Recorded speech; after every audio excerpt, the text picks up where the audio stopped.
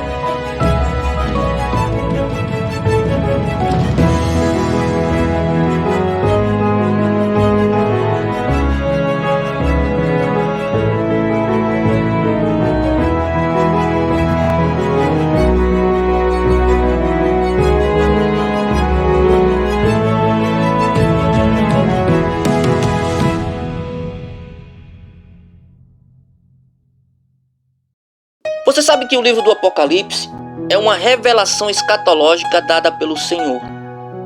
E pelo seu anjo as enviou e as notificou ao apóstolo João. Revelações que nos descrevem eventos que acontecerão nos últimos dias. E tais eventos foram revelados a João quando este se encontrava preso na ilha de Patmos por causa da palavra de Deus e pelo testemunho de Jesus Cristo. Então João foi arrebatado em espírito e recebeu a ordem de escrever o que lhe seria mostrado e enviar às 7 igrejas da Ásia, a saber, Éfeso, Esmirna, Pérgamo, Tiatira, Sardes, Filadélfia e Laodiceia. Éfeso era aquela igreja que trabalhava arduamente, que perseverava, que colocou à prova uns farsantes mentirosos que se diziam apóstolos. Éfeso ainda tinha em seu favor que não toleravam a doutrina dos nicolaítas. No entanto, foi advertida, repreendida, porque havia deixado o seu primeiro amor. Quantos são admirados por causa do seu conhecimento, preparados doutrinariamente, que se não deixam levar por ventos de doutrina. Mas infelizmente a semelhança de Éfeso deixou o seu primeiro amor. Então o Senhor disse: lembra-te de onde caíste e arrepende-te. Esmirna estava vivendo momentos de tribulação por causa da sua fidelidade ao Senhor. Era vista pelos outros como uma igreja pobre, sem recursos, mas diante do Senhor era vista como uma igreja rica e foi exortada a ser fiel até a morte, e como recompensa receberiam a coroa da vida. O mais importante não é como você está sendo visto pelos outros, não é como os outros estão te vendo. Podem te julgar, te acusar, zombar, não fazer caso algum de você.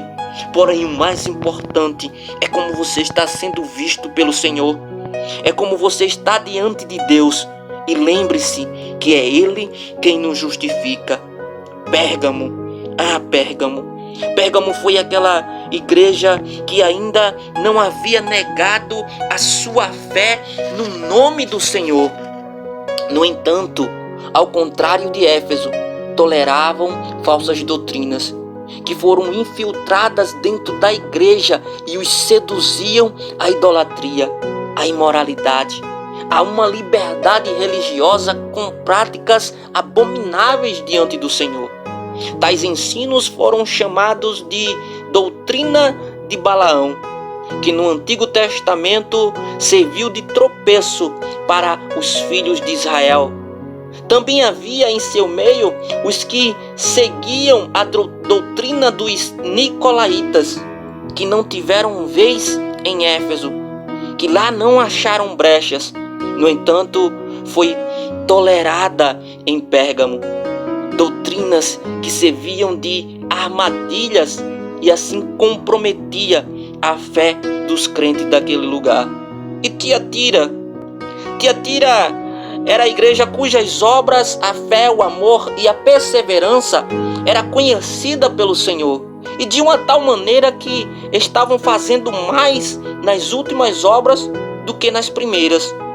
Porém foram duramente repreendidos por tolerarem em seu meio uma que se dizia profetisa, chamada de Jezabel, uma referência a Jezabel do Antigo Testamento, mulher de Acabe, rei de Israel, símbolo de idolatria, adoradora de Baal, de Azerá, que simbolizava imoralidade, prostituição, de um adultério espiritual terrível, que levou o povo nos dias do profeta Elias a cochear em dois pensamentos, ora adorando a Deus e ora adorando a Baal. Nos dias da igreja de Tiatira, práticas semelhantes estavam sendo toleradas, pois estavam fazendo vista grossa para a imoralidade, para a idolatria, para o mundanismo. Mas o Senhor, aquele que sonda mentes e corações, que é puro, que é santo, os repreendeu. E se não houvesse arrependimento, o seu juízo viria sobre eles. E Sardes era aquela igreja que parecia estar viva, porém diante de Deus, que conhece todas as coisas, espiritualmente estava morta. E suas obras não foram achadas perfeitas, e também foram chamados ao arrependimento. Caso contrário, iriam ajustar contas com o Senhor numa hora em que eles não esperassem. No entanto, ainda havia em Sardes um remanescente fiel ao Senhor, que não havia contaminado suas vestes. Meu amado, não contamine suas vestes. Nem tudo o que reluz é ouro. Não se deixe levar por aquilo que os seus olhos estão vendo. Certa vez, o apóstolo João disse: provai se os espíritos são de Deus, porque muitos falsos profetas já se levantaram no mundo.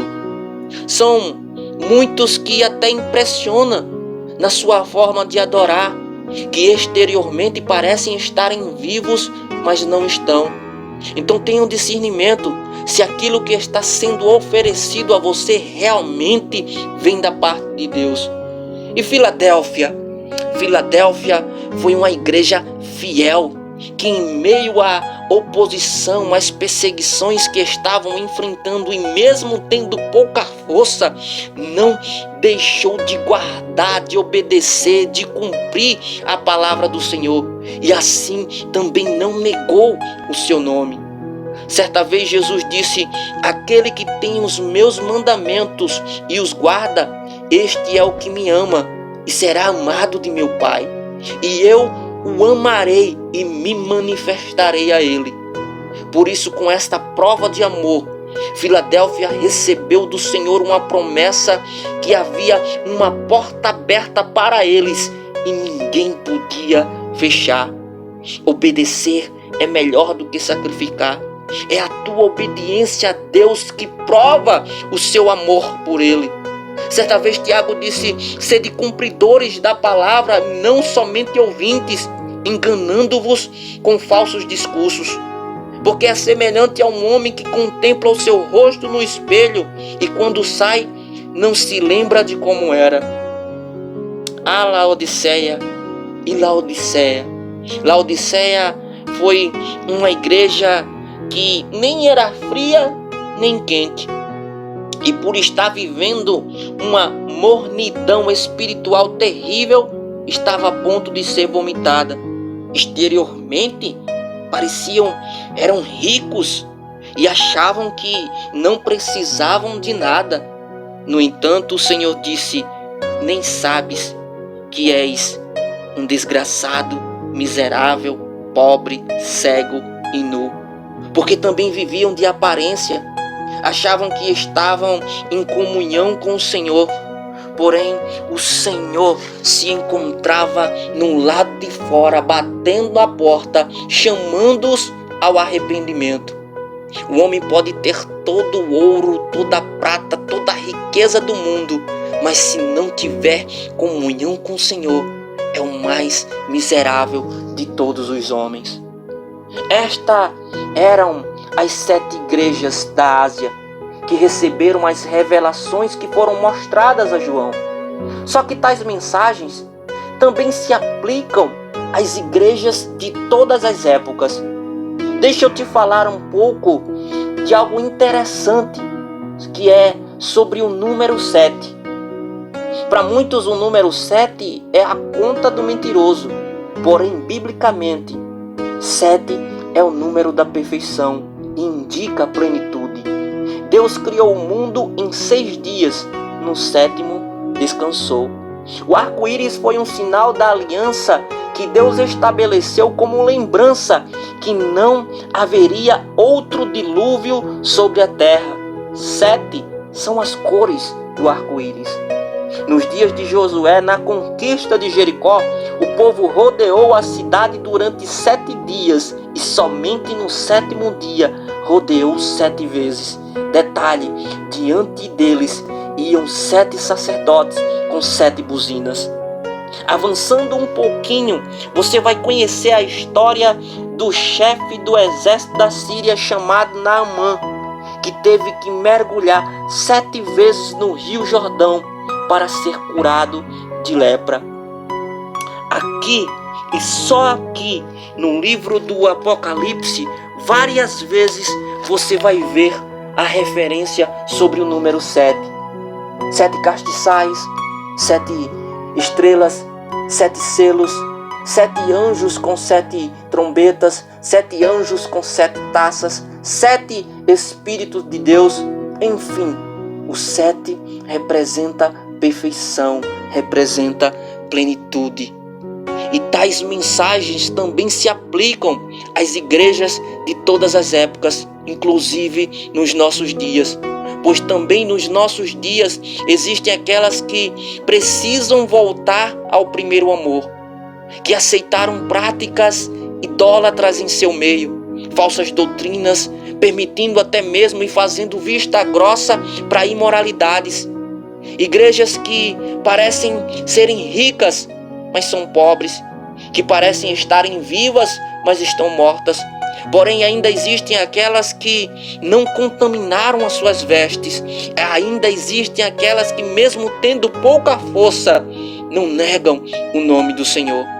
E algo que também deve ser destacado é que naquela revelação, João ele contempla o Senhor no meio dos 7 castiçais e na sua destra 7 estrelas.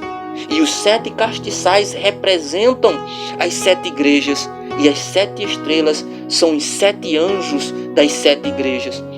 O Senhor está no controle de todas as coisas, inclusive de sua igreja. Contempla as obras de cada uma delas, seja anjos, mensageiros, pastores, padres, você, está tudo nas mãos do Senhor. E uma hora a conta vai chegar, e ai daqueles que foram achados em falta. Quem constituiu, estabeleceu a igreja foi o Senhor. O Senhor é dono da igreja. E tudo está em suas mãos. E nada fugiu do seu controle. Quem tem ouvidos, ouça o que o Espírito diz às igrejas. Que o Senhor te abençoe e te guarde. Que o Senhor faça resplandecer o seu rosto sobre ti e tenha misericórdia de ti. E o Senhor sobre ti levante o seu rosto e te dê a paz.